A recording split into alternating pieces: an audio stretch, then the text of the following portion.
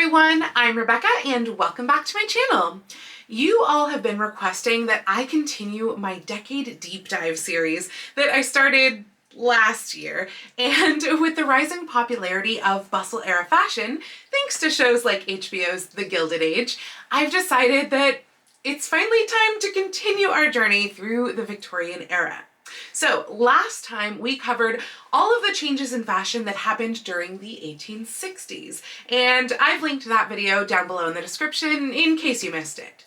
But today's video is all about the 1870s, also known as the first bustle or the early bustle era. The 1870s actually also covers the first part of the natural form bustle era in the later part of the decade, and I will have another video out very soon on the 1880s where we will continue the natural form era and move into the second bustle era, which is really what you're seeing on the Gilded Age. Now, of course, I will be going over why there even are three bustle eras and how fashion changed year by year within this fairly short time. These videos are a ton of work to create, hence why I haven't made one in so long, so if you could please make sure to click that like button and share this video with your friends, that would really help me out.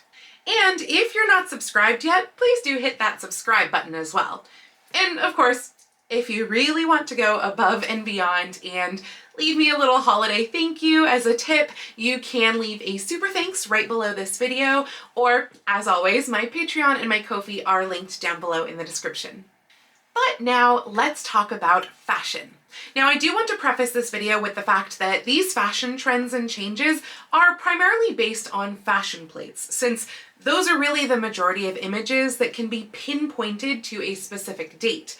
Now, of course, fashion plates are not really representative of what most people wore, since only the most wealthy would have been able to keep up with those ever-changing, minute trends year over year.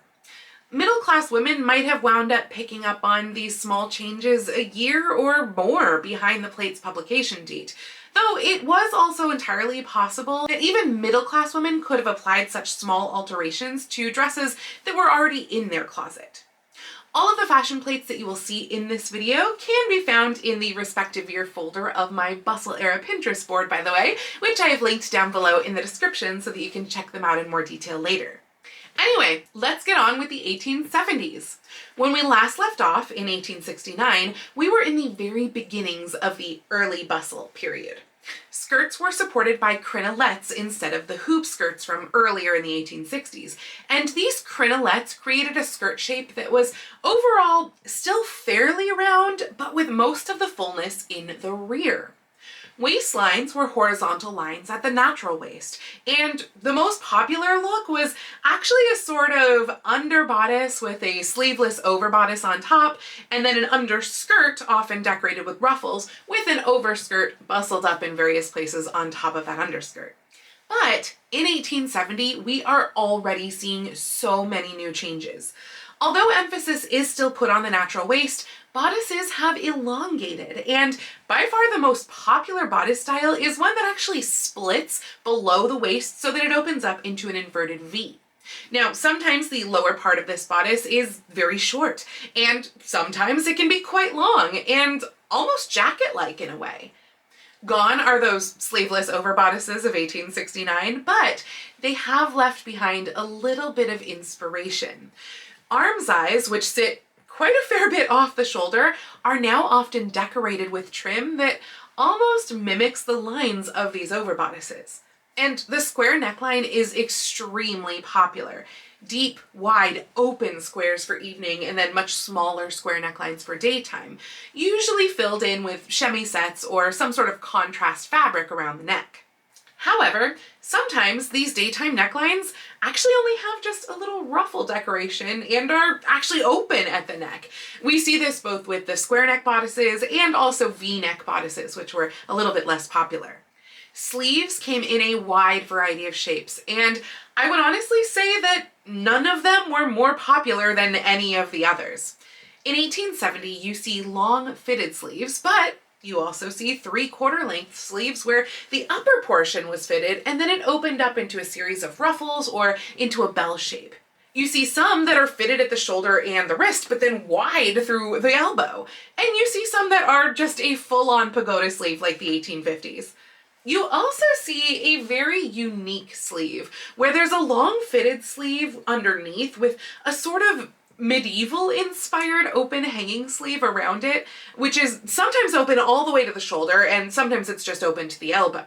For evening, sleeves were practically non-existent and were little more than a layer or two of ruffles and some trim set on the very wide off-the-shoulder deep square necklines. Skirts were much narrower than they were in 1869, and generally, they were also shorter. While some skirts are still shown with trains or dragging just a little bit on the floor, the majority were hemmed to barely skim the floor. They were much less round and smaller circumferences overall. Most skirts did still consist of an underskirt with one or more tiers of either ruffles, pleats, or trim, or some combination of ruffles, pleats, and trim, plus an overskirt which was cut shorter and then pulled up at various points to reveal more of the underskirt. Outfits could be all colors of the rainbow, though blue and green both seem kind of to be the most popular, and then trim was often done in contrasting but coordinating colors. While you do see a few striped dresses and like one or two plaid ones in a huge collection of fashion plates, solid colored fabrics were definitely the most popular. In 1871, skirts became narrower still, and the bustle more pronounced. However, women would still have been wearing crinolets under their dresses, like we see in this patent from 1871. By the end of the year, we do start to see patents for short bustle supports that do away with the all-around hoops, merely supporting the skirt in the back, but these would not be in widespread use until the following year. The hemlines get slightly longer again in 1871, with the majority of skirt hems dragging just a bit on the ground. While square and V necklines do still exist, solid high necklines are also back in style. For evening, the wide square neck has softened into a very large and deep off-the-shoulder scooped neckline. We see a variety of bodice hemlines. The split inverted V is still very popular, but some bodices stop at the natural waist, and we also start to see a few pointed bodices as well. Another style that has become very popular is to cut the bodices in one with the overskirt, with no waist seam at all, so that the two have become one piece. The wide variety of sleeve shapes still exists, though the medieval hanging sleeve is not often seen. Purple has become an especially popular color this year, and we now see a lot of instances where the bodice and the overskirt are one color and then the underskirt is a contrast color, though many ensembles are still a solid color throughout with a contrast trim.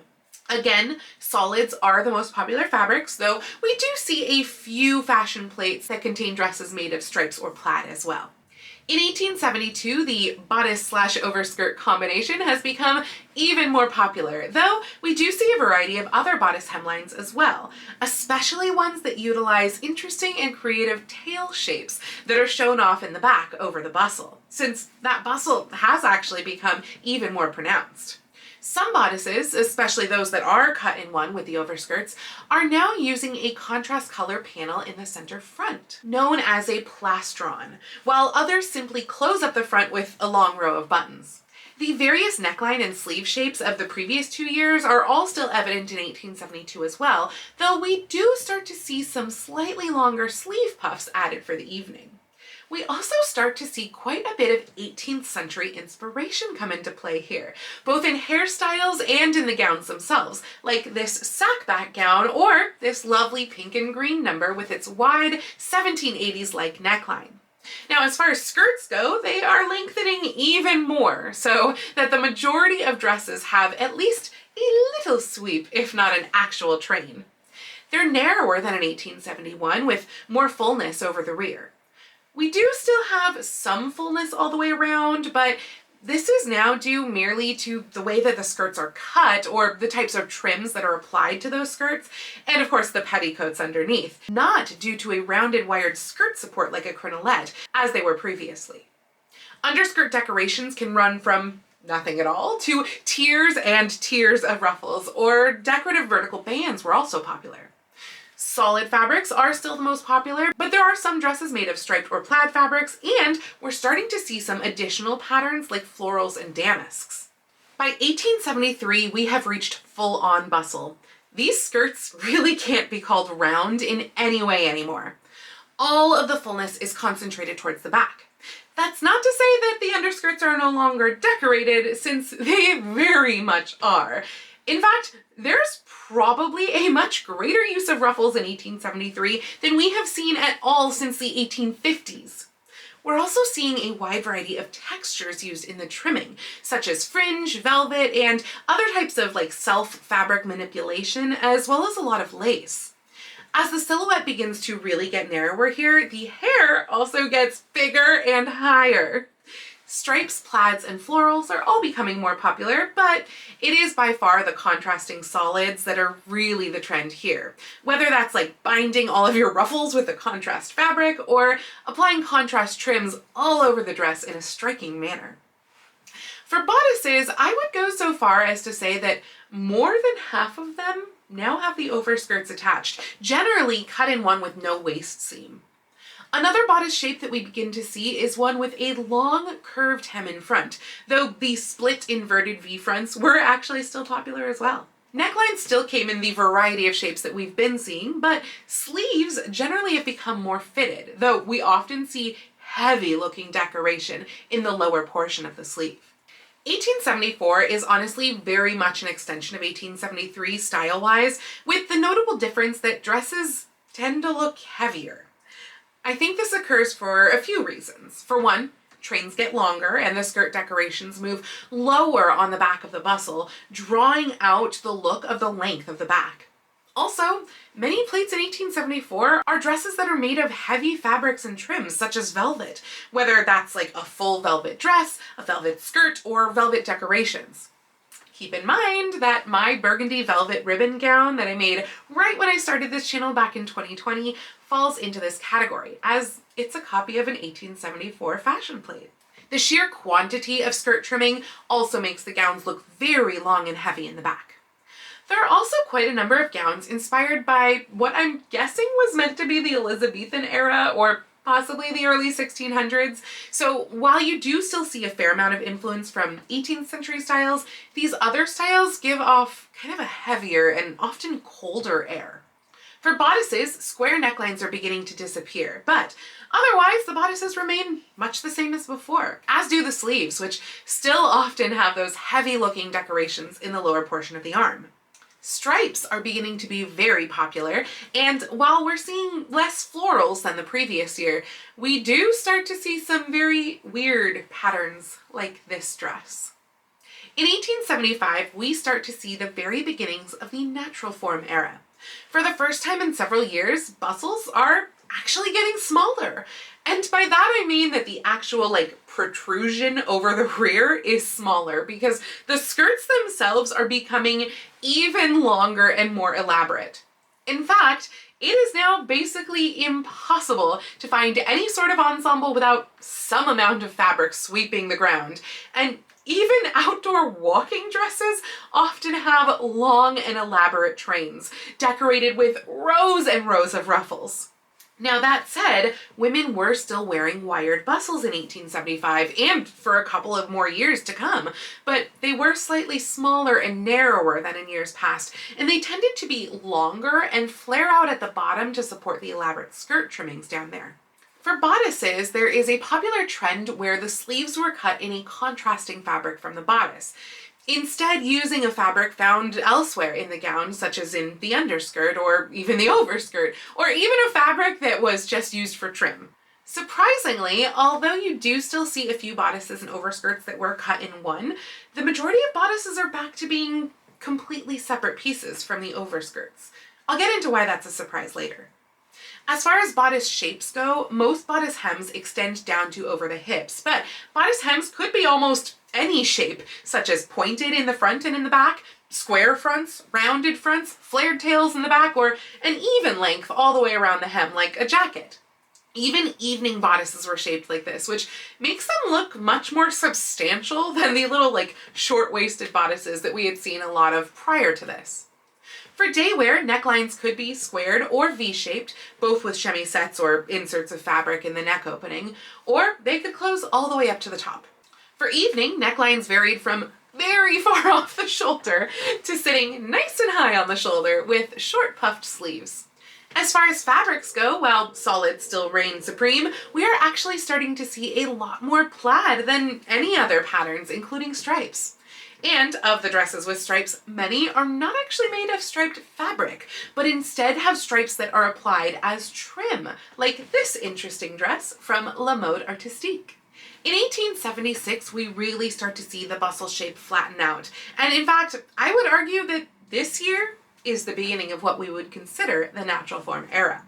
Now, that said, women are still wearing those longer wired bustle supports to fill out and support all of the decorations on the backs of their skirts. The reason why I thought it was surprising when bodices had again separated from overskirts in 1875 is because by 1876, it seems like about half of the ensembles that we see have bodices that are again cut in one with the overskirts, creating a long, smooth line through the torso and hips. We do also see separate bodices though, but these now extend quite low onto the hips, which still shows off that long line. It has become popular to have a contrasting fabric or decoration that goes down the center back of the bodice, often past the hips and the rear, to really bring out that long and narrow silhouette. Often you see this done with a row of decorative buttons or lacing or anything else that can really catch the eye. A similar contrasting decoration could also appear down the center front as well. Trains were still very long and highly decorated, but they tended to look less heavy than in the prior year. I honestly don't know how to properly describe this, but I think it has something to do with less fullness in the skirt and train and possibly a tiny bit less decoration. Day bodices have similar necklines to the years prior, and the contrast sleeve trend is still pretty popular. Evening bodices, as a whole, do tend to sit higher up on the top of the shoulders, though the shape of the bodice itself is otherwise much the same as before. In 1877, skirts have entirely slimmed out, creating a long columnar effect that then spills out into a train, albeit a smaller and less elaborate train than a couple of years prior. Decoration in general has been toned down. While you still see ruffles, lace bows, and the like, there's just less of them, and less real estate on which to put them. Some women were still probably wearing wired skirt supports, as we do still have some similar patents being produced, even as late as autumn 1877. However, I would imagine that some women may have already given up on their bustle supports. Hello. Because in fact, some of the skirts for this year could practically be considered bodycon, like this evening gown from La Mode Artistique. Evening gown necklines were now deep squares, with the shoulder straps sitting high on the shoulders. You're gonna be here for this video now?